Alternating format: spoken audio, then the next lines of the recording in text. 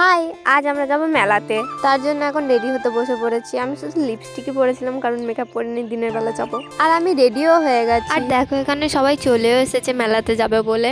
আর আমি সোয়েটার নিয়েছিলাম কারণ আসার সময় ঠান্ডা লাগবে বলে। আর আমরা এখন সবাই মিলে বেরিয়েও পড়বো মেলাতে। আর জানো তো বন্ধুরা, আমার খুব ঠান্ডা লেগেছে, তার জন্য গলার ভয়েসটা এমন লাগছে। আর আমরা যেতে যেতে কত সবজির বাগান দেখছিলাম।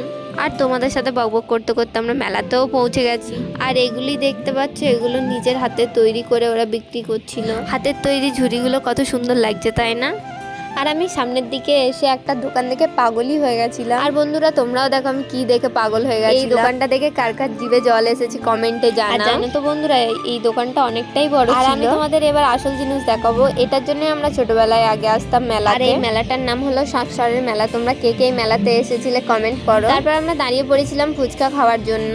আর জানো তো বন্ধুরা, সেদিনকে ফুচকাতে পেঁয়াজ দিয়েছিল। আর আমি ফার্স্ট টাইম খেলাম পেঁয়াজ দেওয়া ফুচকা। তারপর খেয়েছিলাম ঘুগনি আর জিলাপি। আর আমরা এখন পাপড় খেতে খেতে যাচ্ছি বাড়ির দিকে। ভিডিওটা কেমন লাগলো কমেন্ট করো, দেখাবে পরে ভিডিওতে।